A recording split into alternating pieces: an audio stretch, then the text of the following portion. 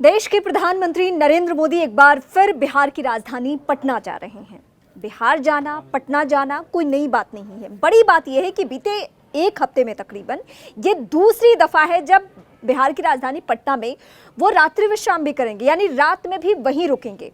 कार्यक्रम क्या क्या है वो आप सुनिए। जो भी हो रहा है पहली दफा हो रहा है। इससे पहले बीते हफ्ते जब पटना में रोड शो किया गया तो भी पहली दफा था जब भारत का कोई प्रधानमंत्री या खुद प्रधानमंत्री नरेंद्र मोदी पहली दफा रोड शो कर रहे थे पटना में। उसको लेकर भी बहुत सारी बातें निकली, सियासी एंगल निकाल कर देखे गए।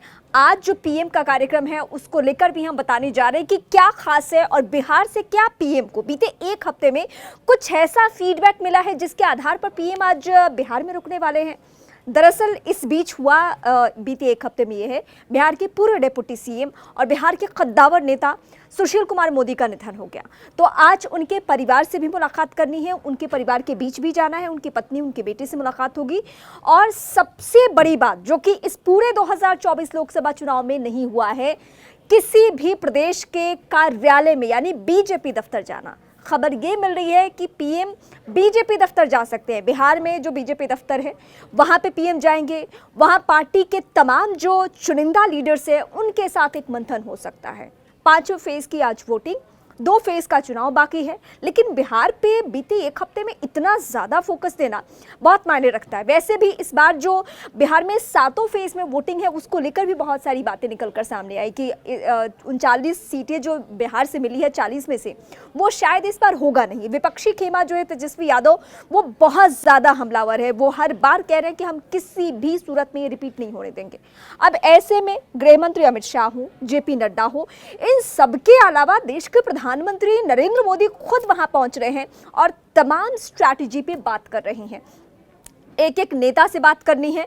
और सुशील मोदी का मैं जिक्र इस बीच इस तरीके से करना चाहूंगी। सुशील मोदी बिहार के लिहाज से वो चेहरा हुआ करते थे, भले ही पार्टी ने उस तरीके से तरजीह बीते कुछ सालों में दी नहीं हो, लेकिन उन्होंने जो भी फीडबैक दिल्ली को दिया या 2-2 बार अगर बिहार में सरकार गिरी तो उसमें सुशील मोदी की बहुत बड़ी भूमिका थी। अब पीएम सहित जो तमाम बीजेपी की टॉप लीडरशिप है यानी केंद्रीय टीम जो है उसे बखूबी मालूम है कि अगर दिल्ली में रहते हुए सिर्फ मीटिंग्स की जाए तो शायद बिहार उस तरीके से संभले नहीं। बिहार वो प्रदेश है जो 2024 के ठीक बाद किसी बड़े राज्य में विधानसभा का चुनाव होना है 2025 में, तो वो राज्य भी बिहार ही है। इसलिए अपना ही परफॉर्मेंस दोहराना बीजेपी के लिए बहुत ज़्यादा मायने रखता है। यानी 40 में से 40 सीटें जीतने का टारगेट 39 सीटें 2019 में रही है। तो ये तमाम बातों को देखकर एक एक फीडबैक को ध्यान में रखना बहुत ज़रूरी है। अब पटना की बात करूं तो 2 सीटें पटना साहिब और पाटलिपुत्रा, इसको लेकर भी बीजेपी का ध्यान है, देश के प्रधानमंत्री का ध्यान है कि ये सीटें भी कम से कम हाथ से ना निकले, क्योंकि साख के लिए ये दोनों सीटें हैं। माना जाता है कि शहरी वोटर्स बीजेपी के वोटर्स होते हैं और आसानी से निकल जाएंगे। लेकिन इस बार कंफर्टेबल स्थिति में आप ये कह सकते हैं कि बीजेपी वहाँ पर उस तरीके से नहीं है जैसे 2019 में थी।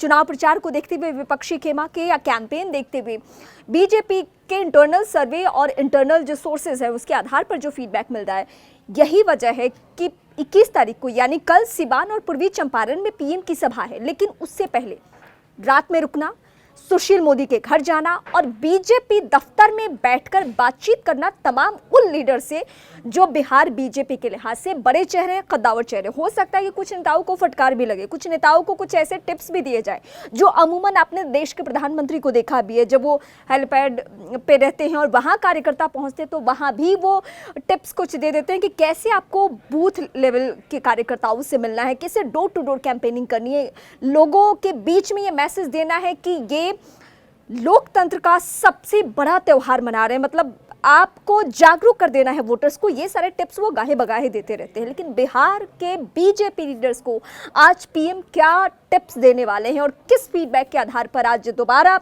ना सिर्फ बिहार में उन्हें रुकना है बल्कि बीजेपी के नेताओं को ज़्यादा वैल्यू देना है, उस तरीके से तैयार करना है कि सिर्फ इस लोकसभा चुनाव में नहीं बल्कि जो आने वाला विधानसभा चुनाव है उसके लिए भी राहें आसान हो जाए। क्योंकि प्रशांत किशोर जैसे जो रणनीतिकार हैं, चुनावी रणनीतिकार, उनका बार बार ये कहना कि 2024 चुनाव परिणाम के बाद बिहार में एक बार फिर सब कुछ बदलेगा।